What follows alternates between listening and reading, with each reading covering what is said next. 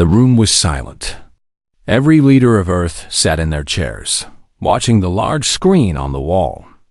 Admiral Una Park stood at the center, her hands behind her back. Her face showed no emotion, but inside, her heart was heavy with anger and sadness that for 30 years, the Valaran Dominion had treated humans like insects. They came from the stars with their massive ships and their powerful weapons. They took whatever they wanted.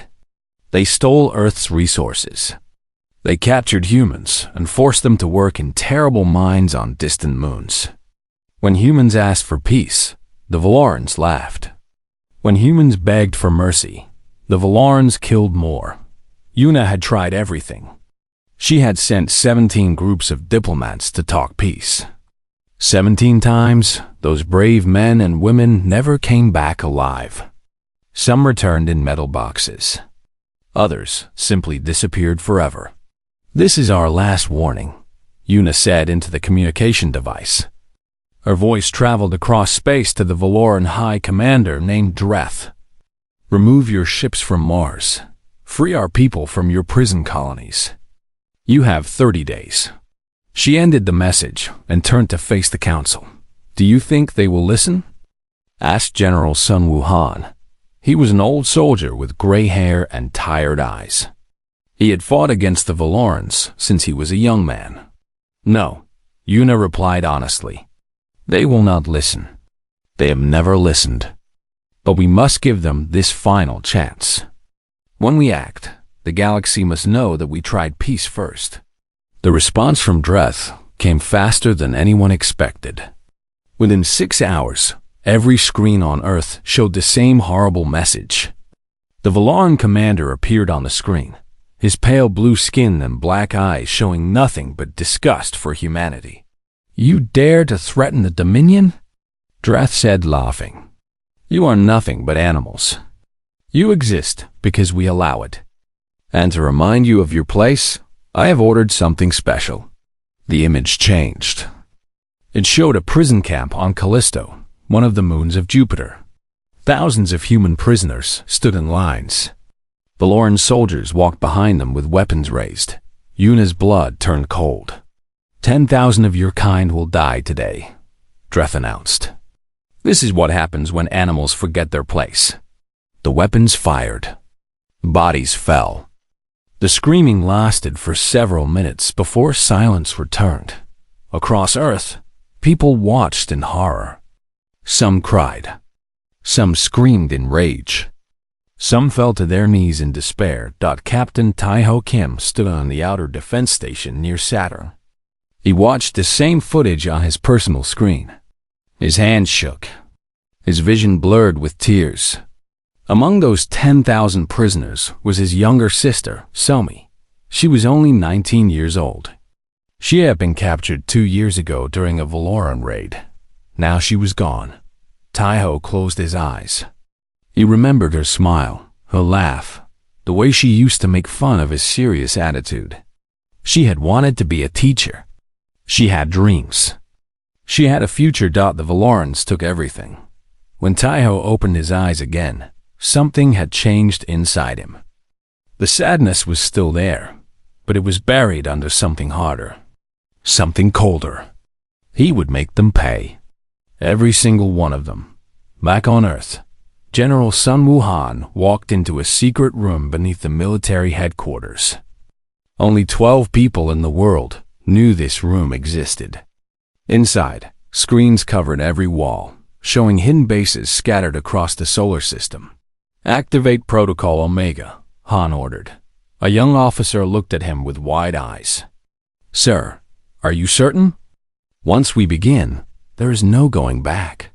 "I am certain," Han replied. "For 30 years, we have pretended to be weak. We have hidden our true strength. We let them think we were broken and afraid. That time is over now." He pressed his hand against the scanner. The screens flickered, then showed new images.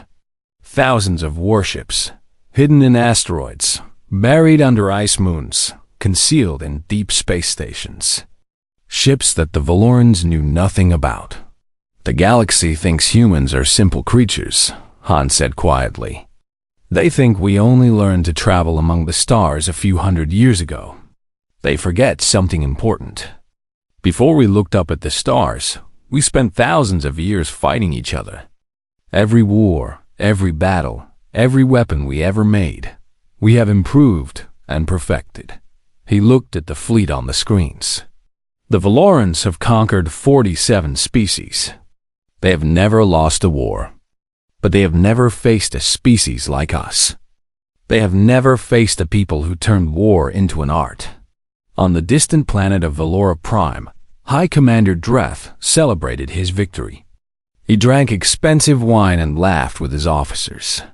The humans had been taught their lesson. Soon, they would send another pathetic request for peace. And he would enjoy refusing them again. He had no idea that across the cold darkness of space, humanity was done asking for peace. Admiral Una Park stood before her officers one final time. They killed our families, she said. They enslaved our children. They ignored every chance we gave them. Now, there will be no more warnings. No more mercy. No more hope for them. She looked at each face in the room. Tomorrow we begin.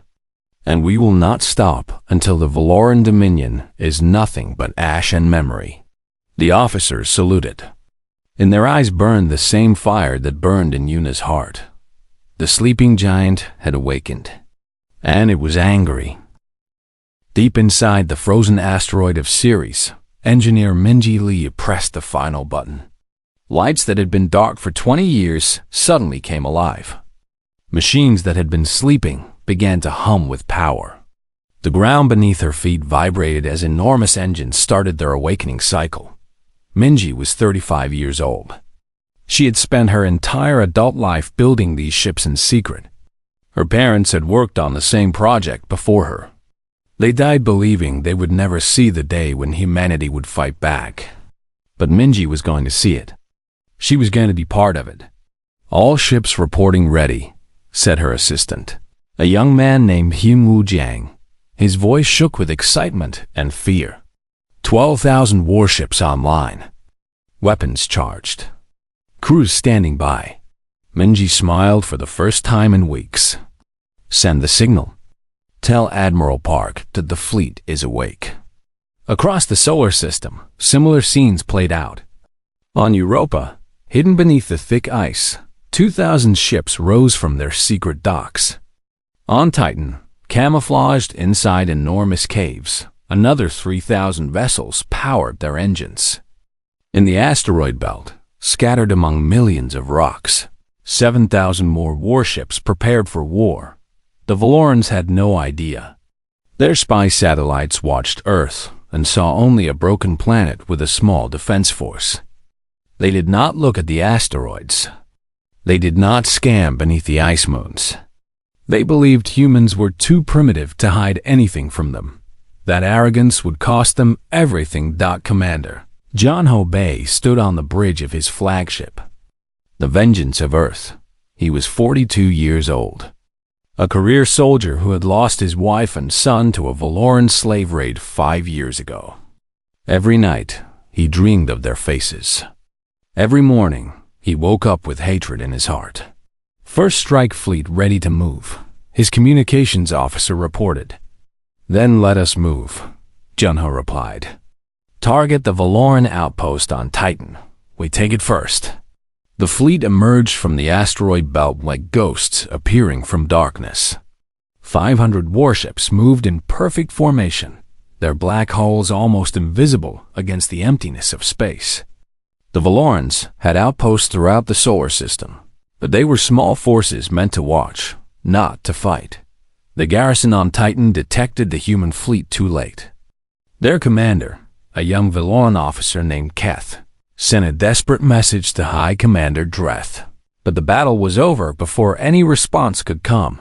Human ships surrounded the outpost. Their weapons were new designs that the Valorans had never seen before. Plasma cannons that fired faster than anything in the Dominion's arsenal. Shield-breaking missiles that the Valorans had no defense against. Electronic weapons that turned the enemy's own systems against them. the outpost fell in 6 hours. Every Valoran soldier was killed. Every building was destroyed. Not a single human ship was lost. Commander John Ho looked at the burning remains of the base and felt nothing. This was only the beginning. The garrison on Europa fell next. Then the mining station on Ganymede. Then the communication relay near Neptune. Within 72 hours, every Valoran position in the solar system was destroyed. Intelligence. Officer Hana Choi worked without sleep in her small office on Earth. Her job was to intercept and decode Valoran messages. For years, she had listened to their communications, learning their language, understanding their culture. Now, she listened to their panic. Urgent message from Sector 7. She translated from one interception. Human forces are everywhere. Request immediate support. Another message came minutes later. Base on Europa is gone. No survivors. How is this possible? They were supposed to be weak. Hannah saved every message. She wanted future generations to know how the mighty Valorans sounded when they were afraid. On Valora Prime, High Commander Dreth finally understood that something was very wrong.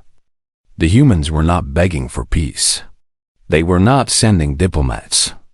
They were sending warships. How many ships do they have? He demanded from his intelligence officers. Unknown, sir. We thought they only had a few hundred vessels. But our reports suggest thousands. Thousands? Dreth slammed his fist on the table. How did we miss thousands of ships? No one had an answer. For 30 years, the Valorans had treated humanity like animals. They had not bothered to look closely. They had not imagined that the humans were capable of deception on such a massive scale. Send the third battle fleet to their solar system, Dreth ordered. 1,000 warships. Crush this rebellion before it spreads. But deep in his heart, for the first time in his long career, Dreth felt something he had never felt before. Admiral Una Park received reports of the third battle fleet approaching Earth. 1,000 Valoran warships. The largest force ever sent against humanity. Any other species would have surrendered. Any other species would have begged for mercy. Una only smiled. Let them come, she said. We have been waiting for them. She turned to her tactical officer. Prepare the trap. When they arrive, we will show them what humanity has learned from thousands of years of war. The Valorans thought they were coming to punish rebellious animals. They did not understand that they were walking into the jaws of a predator. A predator that had been patient, clever, and hungry for 30 years. The hunter had become the hunted. And Earth had no intention of letting them escape. The Valoran Third Battle Fleet entered Earth's solar system with absolute confidence. 1,000 warships arranged in perfect attack formation. Their commander, Admiral Var, had conquered 12 worlds in his career. He expected this mission to be simple. Punish the humans, burn their planet, and return home as a hero. He did not expect to die. The trap was perfect. Admiral Una Park had positioned her forces in 3 hidden groups around the system. When the Valoran fleet passed Jupiter, the first group struck from behind. When they turned to fight, the second group hit them from the left. When they tried to retreat, the third group blocked their escape. The battle lasted 8 hours. It was not a fight. It was a slaughter. Human weapons tore through Valoran shields like paper. Human pilots flew with a skill and desperation that the Valorans could not match. Every human on those ships had lost someone to the Dominion. Every human had a reason to fight until death. Admiral Vior died when 3 human destroyers focused all their weapons on his flagship. The ship exploded in a ball of fire that lit up the darkness of space. His last words were a call for help that no one would answer. Of the 1,000 Valoran ships, only 47 escaped. They limped back to Valoran space with stories that no one wanted to believe. Impossible, High Commander Dreth said when he heard the report.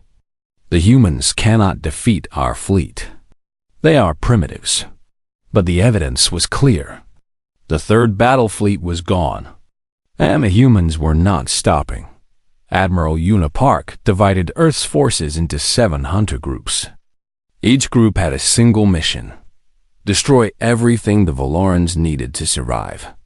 Not just their military, but their entire way of life. Captain Doin Shin led his hunter group into Valoran agricultural space. The Dominion had massive farms on dozens of moons, growing food for their vast population. Dahin was a quiet man with a gentle face, but inside him burned a fire that never went out. His daughter had starved to death in a Valaran prison camp because they refused to feed human slaves properly. Now, he would show them what starvation really meant. His group destroyed 60% of Valaran food production in 1 month. They did not kill farmers. They did not need to. They simply burned the fields, poisoned the soil, and left. Within weeks, food prices across the Dominion increased tenfold. Within months, people began to go hungry. Commander Yoonji Kwan targeted something even more important: communication. The Valaran Dominion controlled hundreds of worlds, all connected by a massive network of relay stations. Without communication, those worlds could not coordinate. They could not call for help. They could not even know what was happening. Yoonji was a small woman with short black hair and cold eyes. She had been a slave on a Valoran mining station for 3 years before escaping. She remembered every day of suffering. Now, she made them suffer instead. Her group moved through Valaran space like ghosts. They appeared without warning, destroyed the relay stations, and vanished before anyone could respond. One by one, Valaran worlds went dark. Governors sent desperate messages that never arrived. Fleets tried to organize defenses, but could not contact each other. Chaos spread across the Dominion like a disease. High Commander Dreth understood that he was losing. He gathered every ship he could find and sent them to the Karas Nebula, where human forces had been spotted. 800 warships. The largest fleet the Dominion had assembled in centuries. Admiral Sun Wuhan met them with only 200 vessels. They outnumber us 4-1, his tactical officer said nervously. Han smiled. It was not a happy smile. Numbers mean nothing. We have better weapons, better training, and something they will never understand. What is that, sir? Purpose. Every human on these ships knows exactly why we fight. Can they say the same? The Battle of Karas Nebula lasted 19 hours. The Valorans fought with desperation. The desperation was not enough. Human ships moved in coordinated patterns that confused and divided the enemy. Human weapons found weaknesses that Valoran engineers had not known existed. By the end, the Valoran fleet was scattered debris floating in the nebula. Admiral Han had lost 43 ships. He mourned every one, but the victory was absolute. On Valara Prime, Dreth watched the battle reports with growing horror. He had sent the best ships in the Dominion. They were destroyed by a force 1/4 their size. He did something he had never done before. He contacted the Galactic Council and requested intervention. The humans fight without honor, he complained. They attack without warning. They show no mercy. They are monsters. The Council, made up of dozens of species, listened to his words. Many of those species had suffered under Valaran rule for thousands of years. Many had lost family and friends to Valaran cruelty.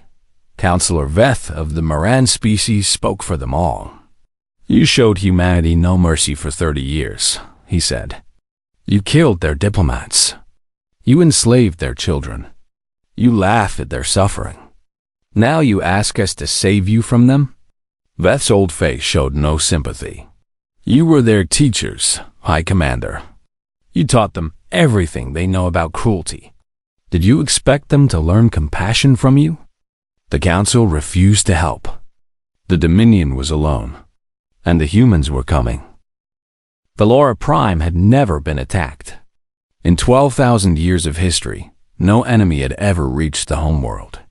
The planet was protected by the most advanced defense systems in the galaxy. Thousands of orbital platforms, millions of automated weapons, a permanent fleet of 5,000 warships.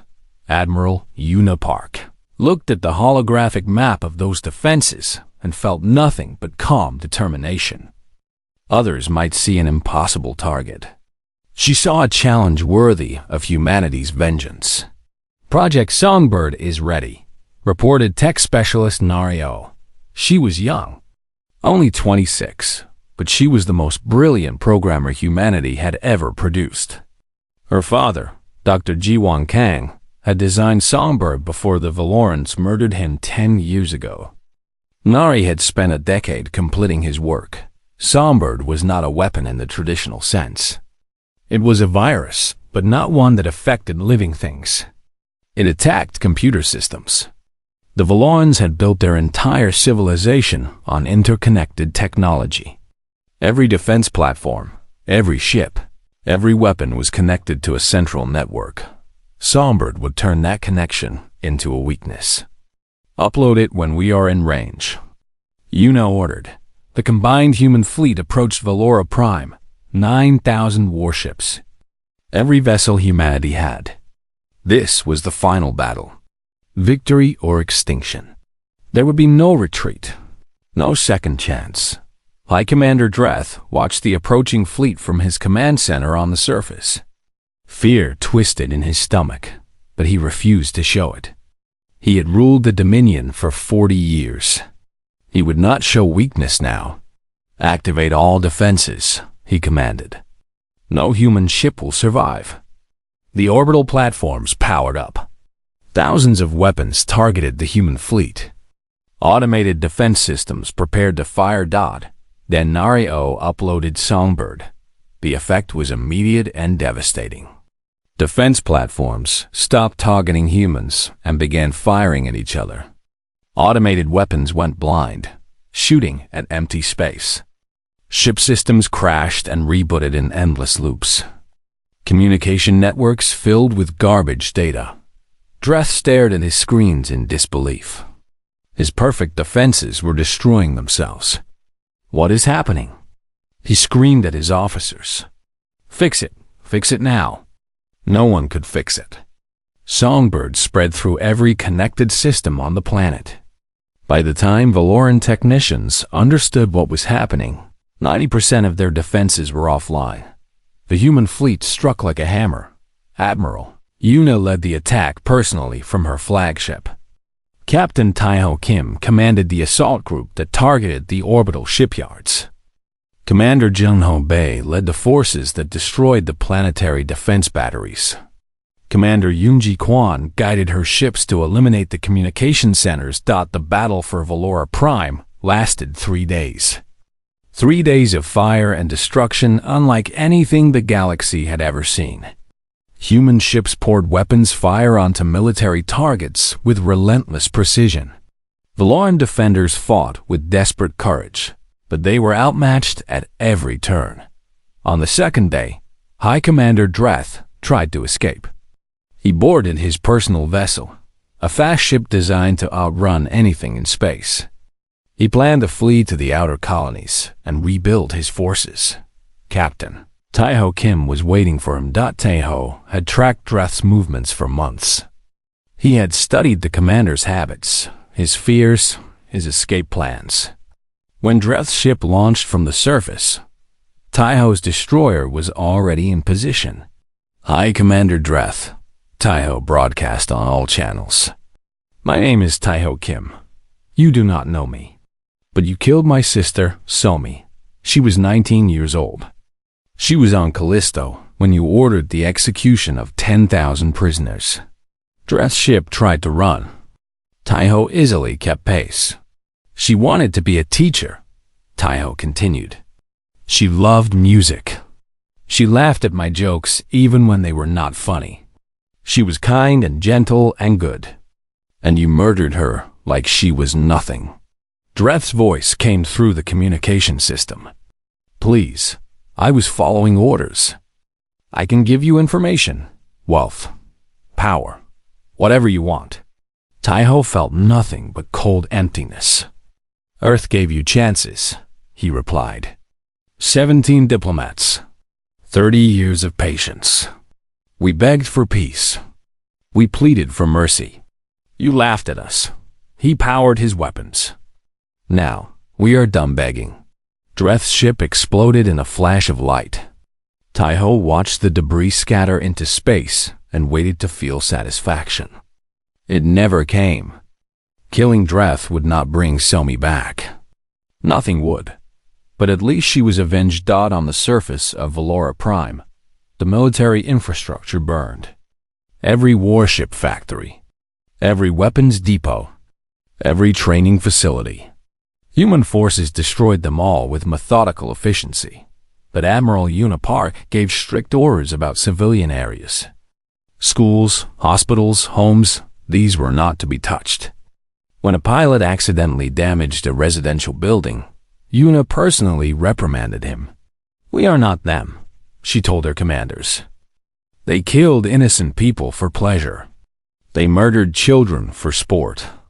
We will never do such things. When this war ends, the galaxy must know that humanity was just in its vengeance.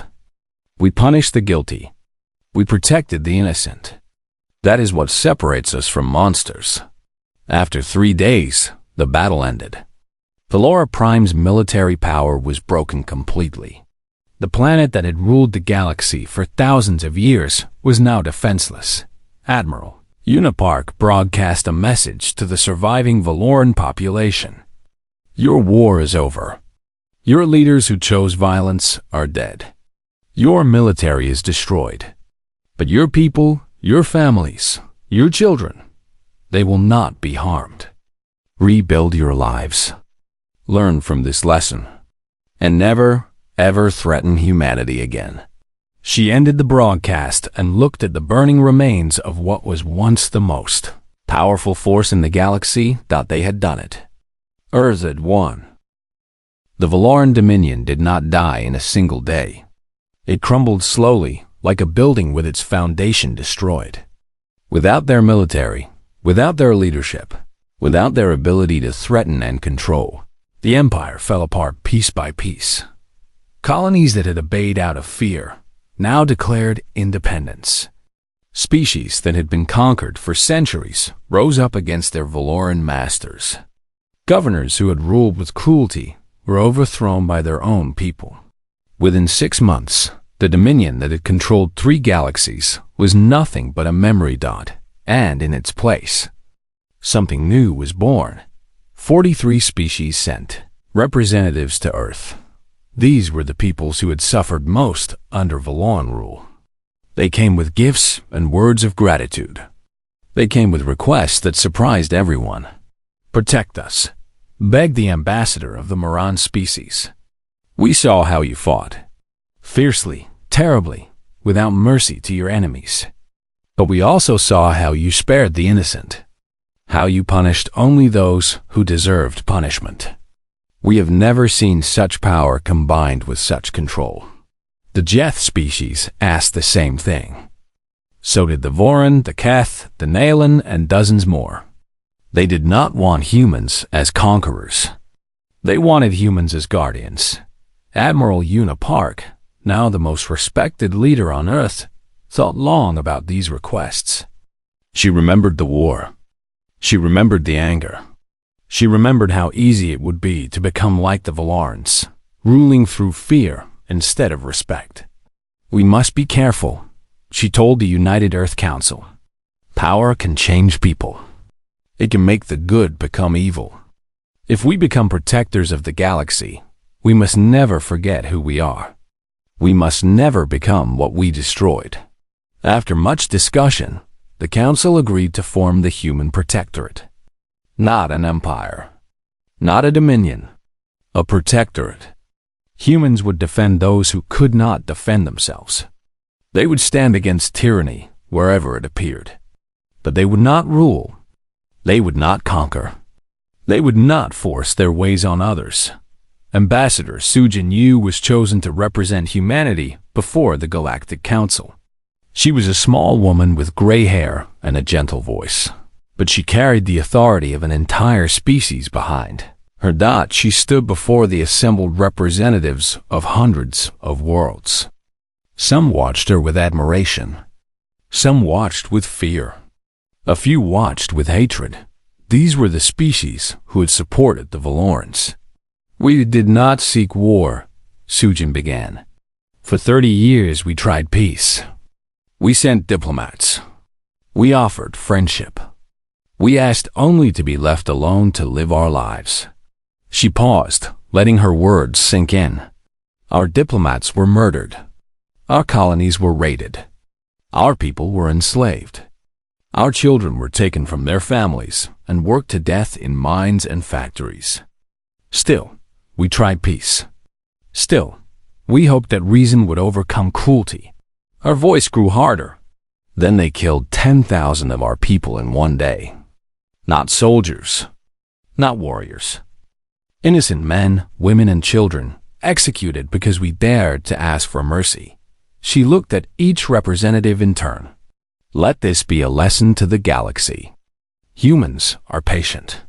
We are forgiving. We will extend our hand in friendship to any who take it honestly. We will trade with you. We will learn from you. We will share our knowledge freely." Her eyes narrowed. "But push us too far. Hurt our children. Enslave our people. Mock our pleas for peace. And you will learn why Earth's deadliest predator was never the lion or the shark or any beast with claws and teeth." She smiled, but there was no warmth in it. "It was us. It was always us." The Galactic Council voted unanimously to recognize the human protectorate. Even those who feared humanity understood that opposing them was foolish. Better to have humans as allies than as enemies. In the quiet corners of the galaxy, where Valoran refugees hid and tried to rebuild their shattered lives, parents told their children a new story.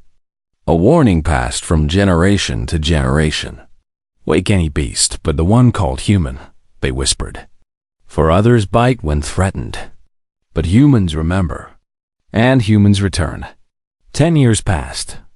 General Junho Bei, now retired, sat on a beach in New Bizen. The sun was setting, painting the ocean in shades of orange and gold. Beside him sat his granddaughter, a curious girl of 7 with bright eyes and endless questions. "Grandfather," she asked, "why did we fight the war?" "My teacher says it was the biggest war in history." "Why did it happen?" Junho looked at the peaceful water. He thought of friends who never came home. He thought of battles in the cold darkness of space. He thought of the rage that had burned in his heart for so many years. "Because, little one," he said softly, "sometimes the only way to protect what you love is to become the thing your enemies fear most." The girl frowned, not quite understanding. Junho smiled and stroked her hair. "Your grandmother helped save the stars, you know. She was very brave." "Really?" The girl's eyes went wide. "Will you tell me about her?" "When you are older," Junho promised. "For now, just know that she was a hero. And because of her and people like her, you get to live in a peaceful world." He looked up at the sky as the first stars appeared. Somewhere out there, on 100 different worlds, children of 100 different species were also looking at the stars. They slept peacefully because humans protected them.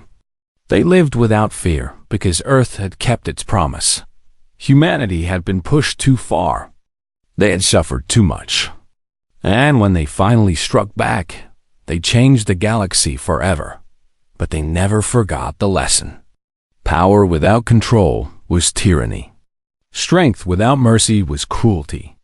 They had destroyed the Valorans not to become them, but to become something better. Guardians, protectors, humans, and the galaxy was safer because of it.